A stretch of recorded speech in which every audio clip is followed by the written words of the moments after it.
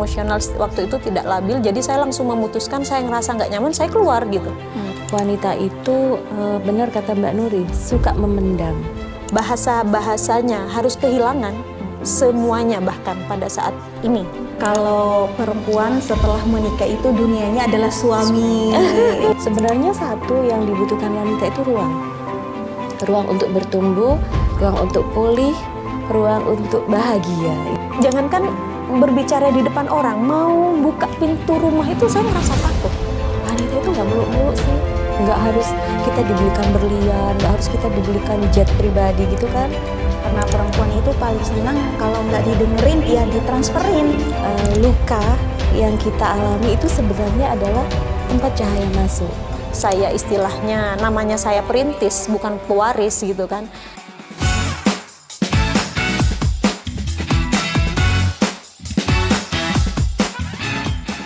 Selamat malam pemirsa, kembali lagi menemani Anda bersama Nuri Ardiansa di Q-Case. Malam hari ini menarik sekali obrolan kita. Belum mulai ya, udah ngasih clue duluan kalau menarik. Iya, karena itu berkaitan dengan perempuan. Karena kalau definisi perempuan itu atau emak-emak atau wanita, dia adalah makhluk terkuat di muka bumi. Mau dalam bidang usaha, mau dalam bidang apa lagi ya, rumah tangga misalnya, ya sesakit-sakitnya perempuan itu bisa memendam sakitnya sendiri loh. Menarik kan malam hari ini obrolannya? Ya, wanita dalam cerita. Yang menarik, Nuri nggak sendirian, malam hari ini sudah ada motivator kita, sudah ada pengusaha muda yang aktif di bidang apa ya, perempuan juga, organisasi juga. Kemarin-kemarinnya sih, tapi nggak tahu kalau sekarang masih aktif apa enggak. Nah, Nuri perkenalkan dua wanita hebat di samping Nuri. Ini dia Ibu Ria dan Mbak Ais. Selamat malam. Selamat malam, Mbak Nuri cantik. Iya, nggak salah kan kalau Nuri mengatakan yang satu motivator, tapi juga beliaunya ini sebagai pengusaha juga, terus sebagai Ibu DWP juga. Alhamdulillah. Perannya banyak sekali. Alhamdulillah. Wanita hebat kuat itu harus banyak peran ya. Oh, betul sekali. Katanya. Nah, kalau yang satu ini, Mbak Is ini memang aktif di berbagai organisasi ya, Mbak ya. Apalagi Bener. seputar pengusaha wanita. Kemarin-kemarinnya masih aktif ya? Sudah istirahat. Oh, sudah istirahat di tempat. Karena sudah mapan mungkin ya. Amin gitu. Amin, Mbak. amin, Ya. amin. Nah, sebagai seorang motivator ke Bu Ria dulu nih. Apa sih biasanya kalau perempuan sering mengeluh tentang apa sih? Dan motivatornya itu Bu Ria itu seputar rumah tangga kah? Atau memang seputar permasalahan anak-anak atau remaja? Apa gimana, Bu? Iya. Alhamdulillah ya. Sebagai perempuan tadi seperti yang dibuka pertama sama Mbak Nur yang cantik ini, memang perempuan itu adalah makhluk terkuat di dunia gitu ya. Jadi dia bisa melakukan banyak hal dan bahkan kesedihan yang dia rasa pun nggak sempat dia ekspresikan karena ada dogma yang harus membuat dia tetap kelihatan tough gitu ya. Harus kelihatan kuat, harus kelihatan bahagia, walaupun dalam tanda kutip masih dalam pura-pura gitu kan. Pura-pura itu, nah itu yang sering ditemukan dalam beberapa case yang saya hadapi baru-baru ini juga. Wanita itu benar kata Mbak Nuri, suka memendam. Dan tanpa sadar, pendaman emosi-emosi itu melukai dirinya sendiri. Jadi dia nggak bisa ekspresif. Contoh nih, marah sama suami. Kalau ekspresif biasanya ke anak ya, anak jadi korban.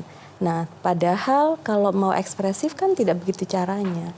Kita harus tuangkan dengan banyak hal yang lebih positif dan menyehatkan diri. Karena kalau wanita terlalu banyak memendam masalah, biasanya ya, terkecil lah yang kelihatan, jerawatan biasanya ya. Yang kedua itu biasanya dia akan memendam di sel-sel tubuhnya. Jadi ada yang ada yang ngerasa sesak gitu kan. tarik nafasnya kayak nafas nggak plong. Biasanya larinya juga ke asam lambung, terus migrain gitu kan. Dan yang fatal ada yang mendam sedih, marahnya lama, itu kan jantung juga ya. Jadi tubuh kita itu sebenarnya mendukung kita ya. Jadi kalau kamu marah, sini titipin sama aku gitu kan. Kalau kamu lagi sedih, sini titipin sama paru-paru gitu. Kalau kamu lagi marah sama suami, sini titipin di rahim. Akhirnya juga bahasanya tumor cancer itu menjadi apa bahasanya ya, serangan yang tiba-tiba. Padahal itu bukan tiba-tiba, tapi karena yaitu pendaman Kumpulan yang stres ya, gitu ya. yang tidak terluapkan. Betul. Tapi kan kalau meluapkan secara apa bahasanya ya instan gitu, yang langsung marah gitu, yang terjadi kita nggak disayangi orang gitu kan. Padahal kita nih, maaf ya, semua manusia kalau kita ditanyakan, perempuan ya khususnya, ditanyain apa sih yang kamu dambakan gitu, kita hanya sebenarnya kan ingin dilihat, ingin dihargai. Walaupun kita bener kan wanita terkuat angkat galon itu, kalau nggak ada suami Iya. kita kuat kan. Tapi kalau ada suami kan pura-pura nggak kuat, sayang papa tolong dong, aku nggak bisa gitu kan. Sebenarnya ingin dihargai, bahwa aku ini layak dicintai. Bukan nggak kuat, hanya tidak ingin menunjukkan saja, biar terlihat membutuhkan Iya, gitu. begitulah. Apa-apa semua bisa sendiri Iya, kayaknya ya. betul. Nah, kalau Bu Ria memutuskan menjadi seorang motivator, itu kenapa? Karena memang studi kasus banyak nih, pengen menolong perempuan-perempuan yang kayaknya memang terkungkum dalam stresnya, tidak bisa meluapkan gitu. Ada kan? Iya. Ada perempuan yang memang tidak suka bercerita, lebih memendam. Beda kalau tipenya saya ya, pemirsa. Beda. Kayaknya dari A sampai Z ya, panjang gitu rule-nya. Nah, kenapa tuh? Iya, sebenarnya Mbak, untuk bahasa jadi seorang motivator itu kan bukan pilihan sebenarnya. Jadi saya sebenarnya juga dalam pencarian. Waktu itu intinya begini, luka yang kita alami itu sebenarnya adalah tempat cahaya masuk. Jadi saya waktu itu mungkin ada dalam fase yang tanda kutip tidak nyaman. Contoh ya, saya menikah di usia muda waktu itu dengan ketidaksiapan. Karena memang karena faktor apa ya, kita yang basic ilmu. Mungkin Mbak Nuri pernah tahukah sebelum menikah apakah ada pelajaran menikah gitu? Kan nggak ada. Nah, itu yang saya alami dan sekarang menjadi ini keinginan saya. Bagaimana sih seorang wanita sebelum dia memasuki masa pernikahan, dia sudah punya ilmunya. Jadi kayak orang jalan di kegelapan kan, kalau jalan di kegelapan pasti kesandung gitu ya. Tapi kalau kita sudah punya senternya, kita udah punya penerangnya, pasti kan jalannya enak. Ada apa, jurang, jangan ke situ, belok kiri, kayak gitu. Jadi intinya bukan karena saya melihat kasus orang di luar dulu, tapi apa yang saya alami menjadi apa ya, inspirasi saya untuk saya penyembuhan diri dulu, lalu Allah bukakan saya menjadi inspirator buat orang lain gitu. Jadi Betul. bukan karena kita berniat aku mau jadi motivator, tidak. Itu kan bahasa ini sekarang udah panggilan jiwa, Mbak. Karena kalau saya mengalami hal yang tidak nyaman waktu itu dan saya menemukan solusinya, kenapa tidak saya berbagi? Jadi sebelum wanita-wanita itu menjadi korban, maaf ya, sekarang banyak bahasanya wanita itu merasa sebagai playing victim gitu ya. Jadi aku sebagai korban yang tidak nyaman, aku selalu digini, aku selalu begini begitu, ketidaknyamanan yang selalu keluar, akhirnya keluhan itu energinya kan kurang bagus. Dari situ alhamdulillah ya Allah pertemukanlah saya dengan orang-orang yang mungkin punya kisah yang sama, orang-orang wanita-wanita yang mungkin tidak menemukan ruang, bahasanya ya. Sebenarnya satu yang dibutuhkan wanita itu ruang untuk bertumbuh, ruang untuk pulih, ruang untuk bahagia. Intinya kan perempuan ya itu ya cita-citanya ingin bahagia bagi yang Betul. seperti apa. Jadi saya teringat dengan quote-quote yang ada di media sosial. Kalau perempuan setelah menikah itu dunianya adalah suami dia gitu. Makanya apa-apa cerita, mas ini ya tadi ini. Ya walaupun kadang ceritanya katanya apa ya, kayak nggak terlalu spesial gitu, nggak ada yang Menurut nggak ada laki-laki yang- nggak penting iya, yang gitu nggak kan. penting gitu. Tapi ternyata perempuan kalau didengarkan itu bisa semanis itu apa boneka Barbie ya kan. Memang kayak kita dicas gitu ya Mbak. Kalau HP itu ya, sebenarnya kan perempuan itu nggak punya lelah ya rasanya ya. Dari pagi bangun ini harus ngerjakan ini dengan bahasa multitaskingnya ya. Anak ngurusin suami, ngurusin rumah, dan bahkan yang karyawati kayak Mbak Nuri harus ngurusin kantor ini itu dengan dunia organisasi dan lain-lainnya. Tapi saat dia didengarkan dan mendapat pujian, kayak udah lelahnya nyes, kayak apa ya, udah kesiram air aja, sat, udah selesai. Iya, Tapi kadang betul. kan kita tidak mendapatkan itu kan. Yang terjadi pada saat kita ngomong dianggap bawel banget gitu ya. Nggak penting juga didengerin gitu ya. Bapak-bapak sebenarnya juga butuh pencerahan itu, bahwa wanita itu nggak muluk-muluk sih. Nggak harus kita dibelikan berlian, nggak harus kita dibelikan jet pribadi gitu kan.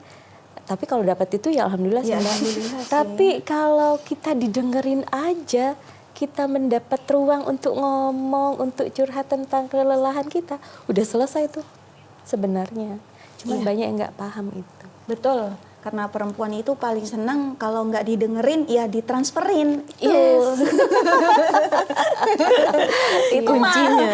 Perempuan malu loh ya Bu ya. Nah kalau ke Mbak Ais sendiri sebagai seorang pengusaha juga ya kan, kayaknya kemarin pas waktu puasa, waduh, story-nya kayak semut Bu Ria, banyak jualannya ya. Alhamdulillah dikatakan termasuk wanita yang sukses usahanya, Amin, ya amin. kan. Tapi di balik itu semua, bukan nggak mungkin seorang Mbak Ais itu tidak punya masalah, ya kan. Nah, di sini kehadiran Mbak Ais, pemirsa, juga ingin memberikan motivasi terhadap apa yang terjadi pada kehidupannya. Mungkin bisa, oh begini nih, menjadi seorang perempuan walaupun diterpa dengan banyak masalah, tapi tetap kuat, tetap berusaha demi keluarga, mungkin demi anak tercinta, demi dirinya yang waras ya. Nah, itu yang penting. Enak tapi jadi Mbak Ais punya teman Bu Ria ya kan. Dikit-dikit kalau pusing, Mbak Ria saya lagi ini, oh ya sudah dapat motivasi ya. Gimana? Gini Mbak Nuri, pertemanan awal mula istilahnya kedekatan emosional dengan ibu pun juga tidak ada hal yang direncanakan, bukan karena satu istilahnya satu komunitas ini dan lain sebagainya. Ya memang dibentuk karena pernah punya luka gitu, pernah ada cerita gitu kan. Benar kata yang disampaikan Mbak Nuri tadi, bahwa yang dilihat itu yang di story, tapi yang di non story itu ada nangisnya, ada dan lain sebagainya, itu kan yang perlu menjadi istilahnya referensi agar kita benar-benar bisa dalam kategori waras, itu yang istilahnya butuh kekuatan gitu. Kekuatannya itu kan bahasanya namanya orang mencari jati diri, seperti halnya mencari jati diri, namanya kita membuka peluang atau usaha itu kan tantangannya luar biasa.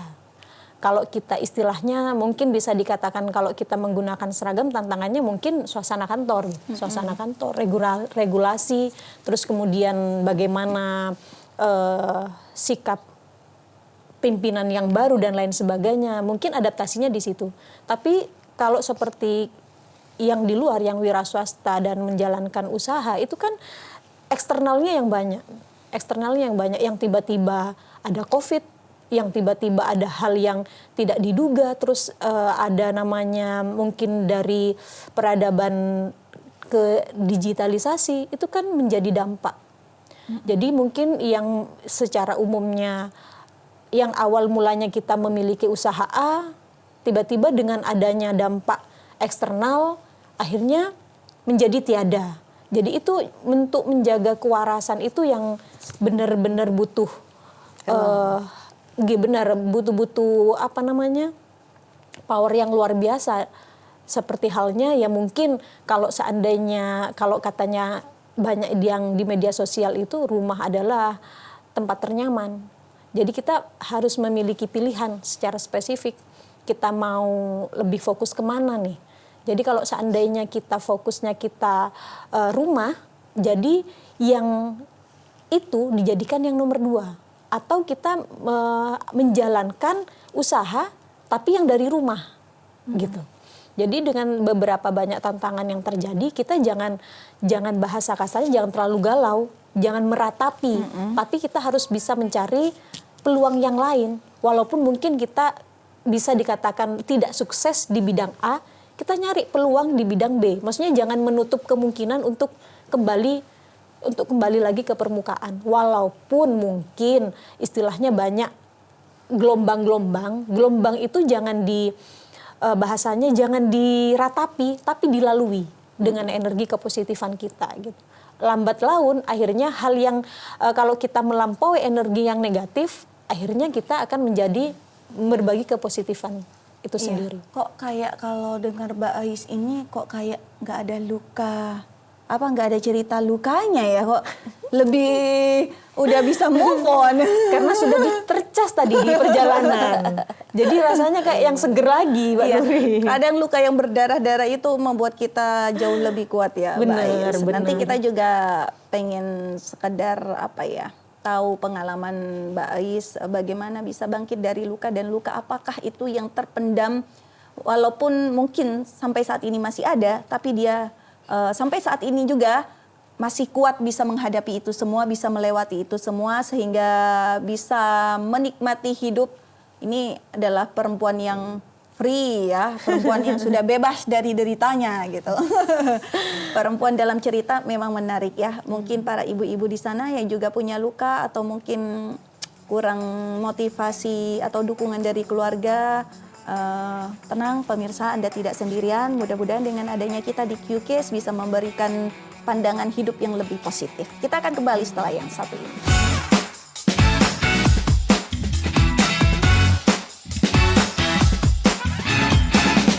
Terima kasih pemirsa, masih bersama kami di Q-Case. Perempuan bercerita malam hari ini yang spesialnya sudah menghadirkan Ibu Ria sebagai seorang motivator, dan Mbak Ais yang tadi sedikit spill, iya aku pernah mengalami luka yang teramat perih sehingga sampai saat ini masih membekas, tapi ya sudahlah, kehidupan harus tetap dijalani ya kan.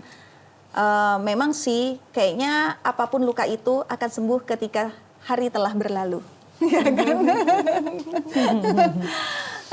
Mungkin Bu Ria, keberadaan Bu Ria memang sebagai seorang motivator, oh iya ya pandangan seperti ini. Tapi kalau udah hari berhari berlalu, kayaknya udah memang sembuh sendiri ya Mbak Is ya? Iya, tanpa disadari. Iya, ternyata tanpa disadari. Sudah ya.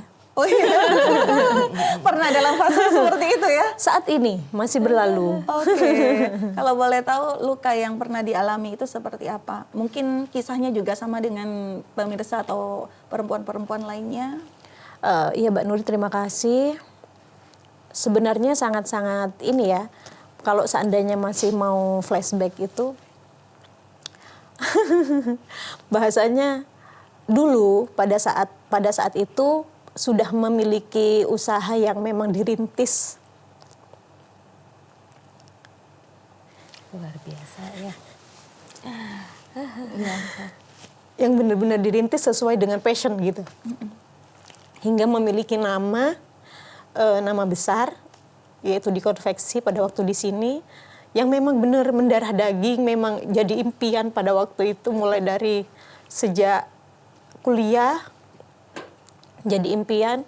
Kemudian akhirnya saya lulus kuliah melanjutkan itu, kemudian dari berbagai adaptasi daerah, kemudian saya istilahnya menekuni hingga detail. Kemudian saya mencoba untuk membuka usaha itu, dan alhamdulillah direspon pasar juga sangat positif. Tapi kemudian yang namanya ritme kehidupan itu ada aja pasang surutnya gitu. Di saat hal mungkin menurut kita baik, tapi ternyata menurut yang punya itu tidak tidak baik menurut kita. Karena kan kita 1 jam atau 1 detik di depan kita tidak tahu apa yang akan terjadi gitu. Yang pertama memang terdampak adanya COVID. Terus yang kedua terdampak karena saya pada waktu itu tidak matang secara pertimbangan. Saya istilahnya namanya saya perintis bukan pewaris gitu kan. Jadi istilahnya saya pada waktu itu jadi salah satu karyawan di BUMN yang mana kan istilahnya salah satu sumbernya juga dari sana. Kemudian saya itu tanpa berpikir matang. Jadi memutuskan sesuatu itu karena dalam keadaan tidak labil. Emosional waktu itu tidak labil, jadi saya langsung memutuskan saya ngerasa nggak nyaman, saya keluar gitu. Tanpa berpikir dampak apa yang akan terjadi, tidak dipikir secara panjang. Jadi saya hanya berpikir pada waktu saya nggak nyaman, ngerasa kayak menggunakan pakaian aja. Kalau saya gerah pakai pakaian ini ya udah saya lepas gitu. Nah ternyata di luar itu kan banyak yang terjadi.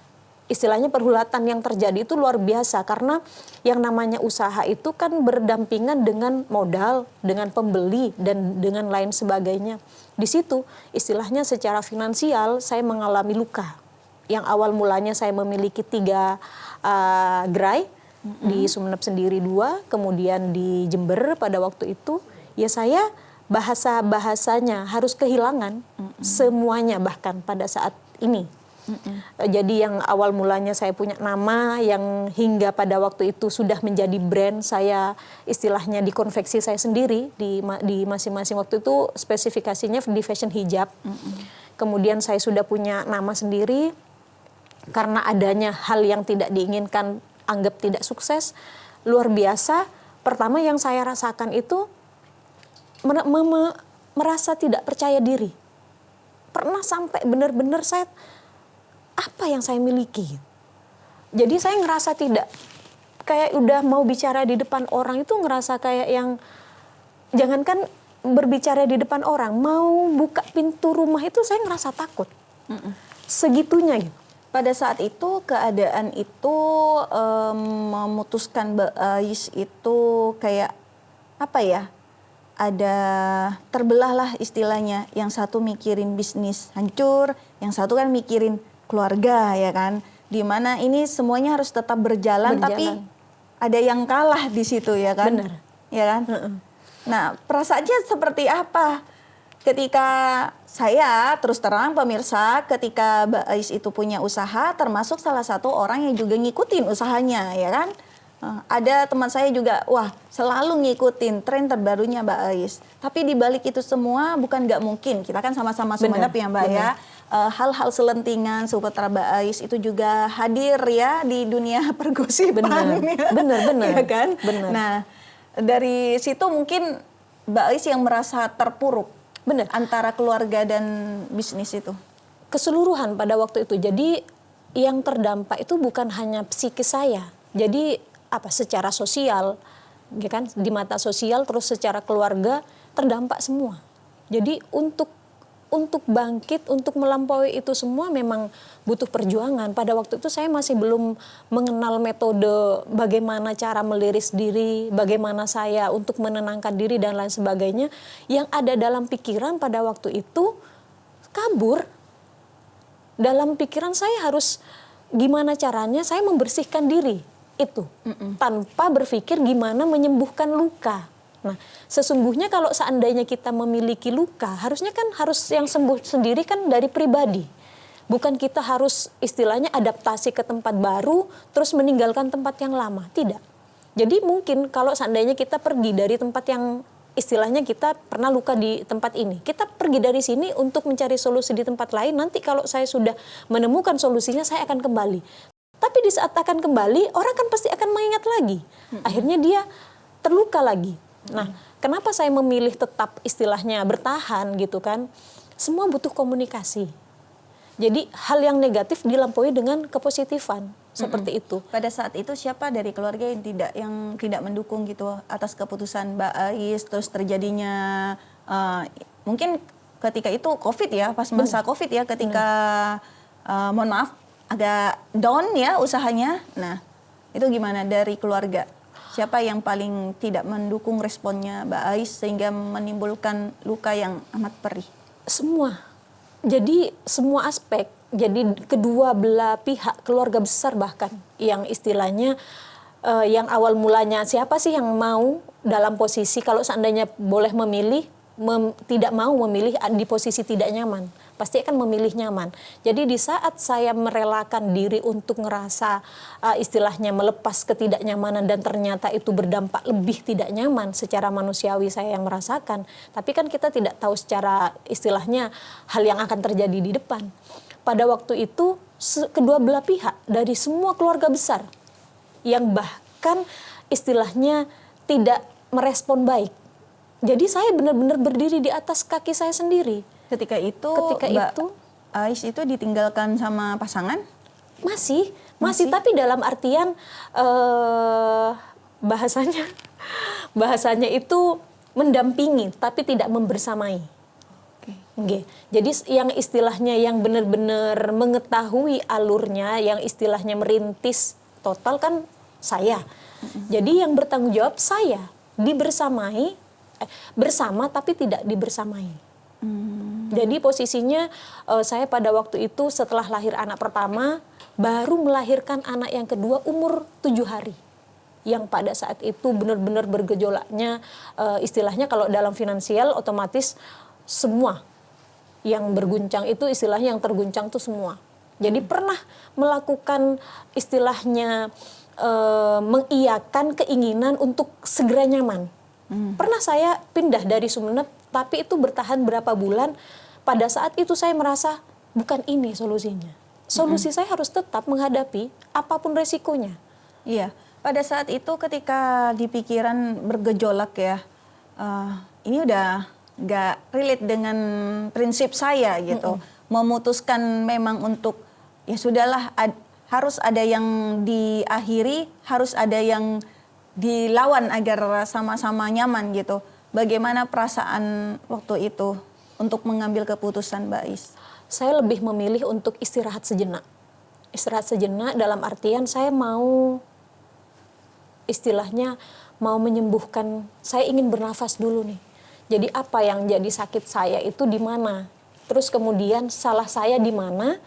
Apa yang menjadi salah agar tidak menjadi luka lagi gitu. Jadi saya mencoba untuk istilahnya istirahat dari keramaian, istilahnya dari apa yang ada dalam pikiran pada waktu itu. Jadi saya istirahat, jadi saya mencoba untuk menikmati peran pada waktu itu, tapi tetap nggak bisa, ngerasa sakit badan. Karena memang terbiasa sudah beraktivitas ekstra gitu. Pada saat itu Mbak Ais termasuk orang yang selalu dipojokkan dan disalahkan begitu? Pasti, karena saya sebagai pelaku. Istilahnya dalam artian saya kan yang istilahnya berperan dalam semuanya saya. Jadi mau tidak mau saya harus, misalkan ada tamu akan istilahnya bertemu dalam hal seperti ini, saya yang maju. Dalam posisi ini saya tetap yang istilahnya dalam sakit secara ini kan otomatis saya yang berperan untuk bagaimana saya menyembuhkan. Pada saat saya ngerasa down, istilahnya untuk mengembalikan kepercayaan diri saya, kemudian di saat anak saya ngerasa istilahnya tidak nyaman juga dengan ini, saya juga yang berperan. Jadi beberapa peran pada waktu itu ya alhamdulillah terlewati pada saat ini sekarang. Maksudnya ngerasa, oh ternyata sejauh itu ya saya bisa melalui gitu. Ya mungkin walaupun dari keluarga kayak selalu menyalahkan, kamu sih terlalu cepat untuk berhenti bekerja gitu. Tapi saya menggunakan bahasanya itu cermin ajaib, Mbak Nuri. Cermin ajaib itu hal yang terjadi di luar tidak mungkin akan terjadi kalau tidak atas dasar perbuatan saya. Jadi saya yang salah. Sebelum mereka menyalahkan, saya sudah harus bilang dulu, saya yang salah. Mereka seperti itu, ini yang terjadi karena saya. Salah saya gitu. Jadi apapun yang menjadi respon yang ada di luar, karena saya. Jadi setelah itu, adanya penerimaan itu yang akhirnya malah sebaliknya. Malah bukan menjadi down, malah menjadi titik balik pada kehidupan saya. Jadi hal yang menjadi apa, menjadi kesalahan saya, akui saya salah. Kemudian setelah kita benar-benar istirahat mengakui saya salah, jangan berperan, istilahnya jangan menolak dengan hal yang terjadi. Terimanya tapi jangan bahasanya seandainya saya tidak melakukan ini gitu. mungkin saya akan, nah itu sudah harus ditepis. Jadi oh iya, ya ini yang keputusan saya ambil, ya berarti saya harus terima ini. Sampai sejauh ini bisa kuat dan bertahan bersama putra-putrinya ya? Iya, karena mencari di saat kita luka bukan fokus terhadap penyembuhan lukanya, tapi mencari jalan solusinya. Walaupun mungkin istilahnya tidak besar, yang penting bisa memenuhi, menumbuhkan senyum, menumbuhkan ketenangan. Gitu. Di sini kami tidak tidak pengen menyudutkan satu pihak manapun, terlepas dari apapun masalahnya yang Mbak Is alami. Mudah-mudahan perempuan-perempuan di sana, perempuan-perempuan yang kuat bisa menghadapi itu semua dengan fokus untuk menguatkan diri, terus kayak melihat senyumnya putra-putrinya, ya kan. Tapi memang benar sih, untuk kuat kita diri sendiri dulu yang harus sehat gitu, yang harus waras ya. Baru nanti mikirkan orang lain. Wah, kalau mungkin pemirsa juga saat ini sedang mengalami hal serupa, mungkin ceritanya bisa berbeda, tapi hal serupa seperti rasa sakit yang dialami, entah itu KDRT, terus juga mungkin tidak dianggap sama pasangan karena kurang begini. Nah, ada aja permasalahan dalam hidup. Kita coba ke Bu Ria untuk memotivasi ibu-ibu, perempuan-perempuan hebat di sana yang sedang berjuang mungkin sendirian demi putra-putri dan keluarganya. Boleh berikan motivasi. Ya, sebenarnya kalau saya melihat semua wanita itu punya kisah, benar katanya Mbak Nuri ya, yang mereka kadang simpan untuk bahasanya membuat orang lain sekitar merasa melihat dia itu baik-baik saja.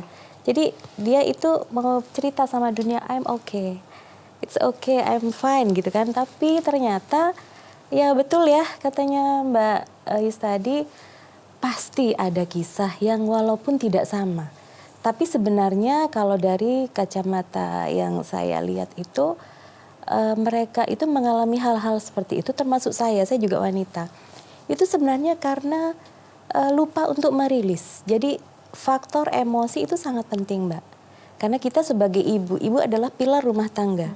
Pada saat pilarnya roboh, hancurlah rumah itu. Termasuk semuanya, ya anak-anak, pasangan, finansial, semuanya akan hancur. Jadi kita berupaya bagaimana kita bisa menjadi sebuah teko yang isinya itu madu, ya.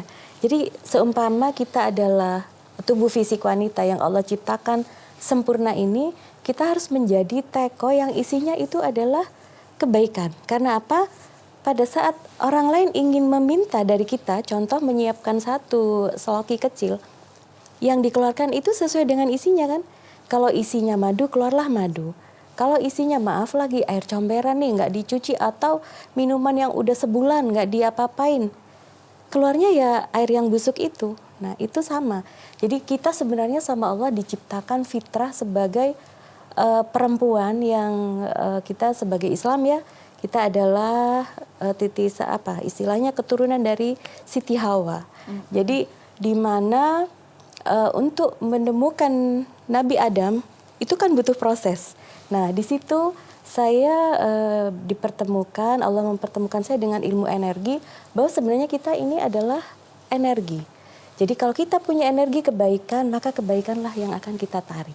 Tapi kalau energi kita nggak bagus, contoh nih, terlalu tertutup dengan trauma masa lalu. Contoh ya, masa kecil kita tidak bahagia. Contoh, dilahirkan dari ibu, maaf, kita kan tidak bisa memilih ya, dari rahim ibu siapa kita dilahirkan. Ada di luar sana bayi-bayi tidak berdosa yang lahir dari rahim, maaf, seorang pelacur, contoh, atau mereka dari hasil hubungan gelap. Yang salah siapa?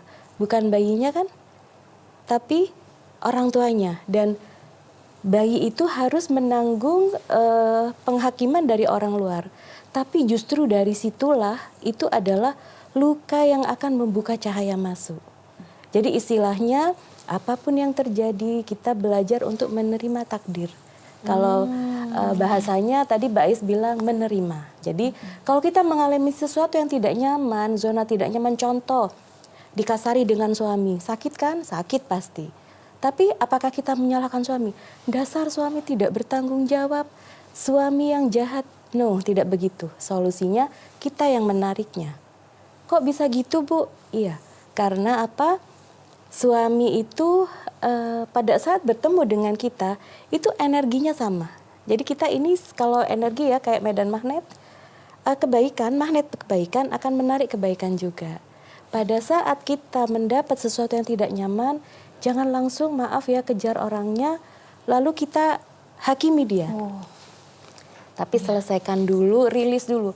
Ada apa dengan saya? Dan itu deep nanti ya Mbak perjalanan. Karena kalau bicara tentang wanita itu kisahnya panjang kali lebar ya. Betul. Karena itu menyangkut dengan emosi, pola pengasuhan ya kan. Kita punya orang tua yang berbeda-beda. Jadi pada saat kita ketemu dengan pasangan yang mohon maaf pola pengasuhannya juga berbeda dan bertemu, lalu apakah kita harus menyalahkan semua orang, kita menyalahkan dunia, dan yang terjadi sekarang banyak yang seperti itu. Banyak orang yang tidak berdamai dengan keadaan, tidak menerima apa yang terjadi, selalu mengeluh, padahal dalam Al-Quran sudah disebutkan. La in syakartum la azidannakum wa la in kafartum inna adzabi lasyadid. Barang siapa yang bersyukur, aku akan tambah. Tambah terus nikmatnya. Tapi kalau kita ngeluh, Allah akan kasih azab yang pedih. Caranya gimana Bu? Padahal saya sekarang lagi, contoh, tidak nyaman dengan suami. Saya lagi maaf, lagi ada finansial, saya ditagih debt collector. Saya lagi ada hubungan dengan mertua yang selalu disalahkan. Saya punya anak yang mohon maaf tadi ada yang disabilitas gitu ya, difabel gitu ya. Jadi intinya zona-zona yang tidak nyaman itu pasti akan diterima. Dan itu sudah rumus Mbak, sudah hukum alam. Jadi kalau kita pernah, saya sendiri lulusan fisika ya, di situ ada hukum Albert Einstein, E sama dengan MC kuadrat. Jadi apa yang kita lakukan, apa yang kita punya di sini akan menarik dari luar apa yang sama. Jadi energi itu kekal, tapi dia akan berubah bentuk saja. Jadi kalau ngobrol ini akan panjang sekali. Betul. Yang pasti intinya atas semua yang terjadi di muka bumi ini kita harus menerima takdir, ya kan, dengan lapang dada. Sejatinya perempuan itu adalah magnet yang bisa menarik semua orang. Asalkan kita ya Tergantung bagus. Energi yang benar, disampaikan benar. itu benar ya kan, yang baik-baik. Cuman pertanyaannya kadang gimana caranya gitu kan. Semua pada nanya, Bu gimana caranya? Nah kalau yang memang butuh ruang konsultasi, kami siap membuka. Karena kadang perempuan itu hanya butuh ruang. Betul. Butuh curhat, setelah itu kita kasih solusinya. Dan sebenarnya mudah Mbak, kalau kita sudah paham mudah sekali. Betul sekali ya. Kalau berbicara soal perempuan, definisinya panjang ya kan, belum permasalahannya, belum solusinya. Yes. Tapi mudah-mudahan dengan waktu yang singkat ini bisa membuka pikiran-pikiran kita, apapun energi yang kita sampaikan ketika itu positif mungkin akan diterima dengan positif pula. Jadi memang ya kalau mungkin kita menyadari ya Bu, kalau masih anak remaja kita disalahkan, ayo tengkar, ya kan? Karena Tapi ego kalau, ya, ego ya. iya. Tapi kalau sekarang lebih kok, oh kenapa orang itu ada apa dengan saya gitu? Cuman banyak Mbak yang terjadi hanya maaf mengalihkan. Jadi aku marah sama orang itu, biarin aja, dengan waktu tadi semua akan berlalu. Tapi menurut saya tidak. Jadi waktu itu perlu diselesaikan hanya, juga ya, Bu, ya? harus diselesaikan. Betul sekali. Wah, nampaknya nih pemirsa, nanti kalau ada segmen perempuan dalam cerita lagi masih banyak nih yang mau daftar nih. Iya. Ya udah, terima kasih Ibu Ria sebagai motivator malam hari ini yang sungguh suaranya lemah lembutnya Bu Ria deh memotivasi kita semua gitu sebagai seorang perempuan yang pasti punya kisah yang tidak enak dalam Iya, hidupnya ya. benar-benar. Tapi sudah bangkit ya, Mbak Is ya. Bener, Bangkit kan, kesetrum, semangat ya. bangkit semangat. Makanya seperti kayak tidak terjadi apa-apa. Oke, wah, luar biasa. Terima kasih Bu Ria, Sama-sama. terima kasih Mbak Is Terima sudah kasih menemani kembali. Nuri malam hari ini di QCast. Saksikan QCast episode minggu depan setiap hari Jumat pukul 20.00 waktu Indonesia Barat. Bersama saya Nuri Ardiansah ya. Terima kasih atas kebersamaan Anda pemirsa. Selamat malam, sampai jumpa kembali. Bye bye.